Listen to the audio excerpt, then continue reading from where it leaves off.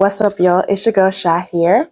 Welcome back to my channel. I haven't said that in so long, but again, welcome back to the Things Nice channel. Happy to have you here. Happy to be here presenting to you.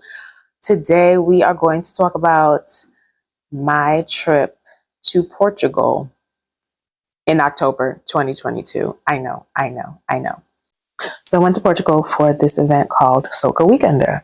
And it was held in Albufeira, Portugal, my first time visiting Europe. So I was all excited about being there, really excited for the food, really excited to meet new people, hear from different DJs. So it was like all good stuff. I had a couple friends who went before, but honestly, I never asked them about their experience, and it kind of didn't really matter. I'm like, hey, this is a thing that's happening. I'm free to go.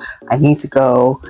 Let's just make it happen. All right, so I traveled from October 11th through the 18th. So it was about 8 nights, 9 days being away. We flew from Newark International Airport in Jersey, went to Lisbon, had a layover for like 8 hours, and then we went to Faro. We scheduled our trip so that we would have a day on the front end of things and then a day on the back end of things, just to do like touristy kind of activities. The first thing we did when we got there was a half-day tour of the Silves area of Portugal. And that also included a stop at a winery. And then it also included like a stop at one of the Silves castles. So really nice tour. Our tour guide was amazing. I learned so many things about Cork that I never knew. We stayed at Hotel Tapazio, which was one of the recommended hotels in the area for the event. It was actually right across the street from one of the venues that we had a couple fetes in, but overall, like, the area was really quaint. So there were 2 events each day, so 8 events in total. We were there for 4 days. The first event was a meet and greet, and then later on that day was the first costume party, which was a Far East theme. Okay, the meet and greet was cool. It was just an opportunity to meet the hosts, everyone who was a part of the Soca Wkndr team, and then just get a vibe for who was going to be around you for the next 3-4 days. And so it was chill. It was a really nice reunion opportunity. Like, I hadn't seen some people in like years, especially since like the pandemic hit or whatever. But it was nice. I didn't care for the food at the venue. Great. The drinks were good. Food wasn't that great. So I would definitely, if they use that venue again, I would definitely say eat somewhere else before you go there. And then later on that night, the costume party, they went all out. Like, people were really dedicated to the theme. I actually went as the last airbender. The party was vibes. Like, it really was vibes. My only complaint is that the size of that venue was too small for the crowd. And so at some point it did get, for me, it got uncomfortable. But I was told that they're gonna work that out next time. Day 2 started off with a boat ride called Drift. So heading to the dock, that was probably the first time that we had to use an Uber, which was only like maybe a 5-minute ride and no more than $5. Drift was nice. Drift was really nice. There were a couple of different boats. I don't know, like 4 catamarans maybe. It was nice. Like, I don't have any complaints about that. But Tingaling was the night party, and it was a 90s theme dance hall party. I enjoyed it. I thoroughly enjoyed it. My only complaint is that I don't feel like we stayed in the 90s long enough, right? Like, we left too soon.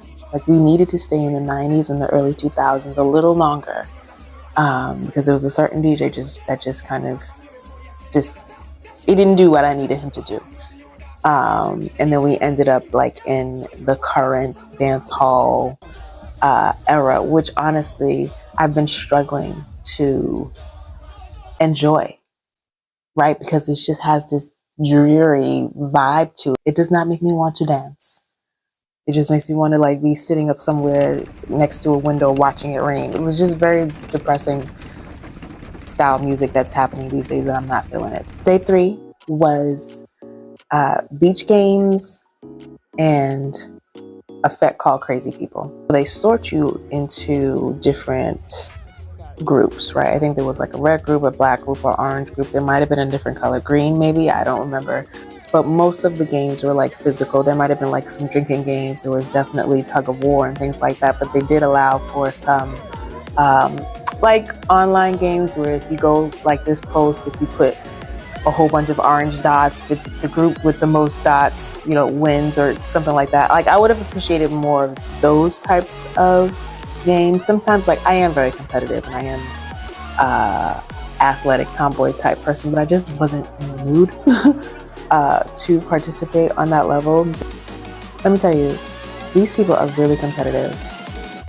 They went in the same way that they went in for the costume party. They went in for the games. It's serious. That night for Crazy People, yes. And I think that was one of the venues that was a different section, like a different part of it. The vibes were top notch. I am an early vibes person. I like to be there when hardly no one else is there. For some reason, I feel like the DJs play their best before anybody else arrives, because they're playing what they want and they're playing what they feel instead of trying to, you know, play for the crowd or whatever. So Crazy People was another costume party, but this time it was kind of like freestyle, so you could wear what you want. So I went as like a little Bad Bunny again because of my packing. I'm like, I have this bodysuit, I'm just gonna get a mask. Crazy People was a good time. I thoroughly enjoyed them having a second floor, a second level that nobody really knew about. So we were up there for a while before everybody else kind of discovered that that was the thing. And so we watched the performance part from that top level, because I don't like bumping up against people. It was nice. It was a good time. And then the last day, there was actually supposed to be a juve on day 4 in the morning, but they changed that for some reason. We ended up just having like a regular lime that I actually went to very late. I think I went with like an hour left. I was like, I'm just gonna sleep. I'm gonna sleep. Especially because it was being held back at the venue that didn't really have the great food, so I wasn't really pressed to go back. But that evening, the last fete for the trip was called Snow, and so basically it was an all-white party.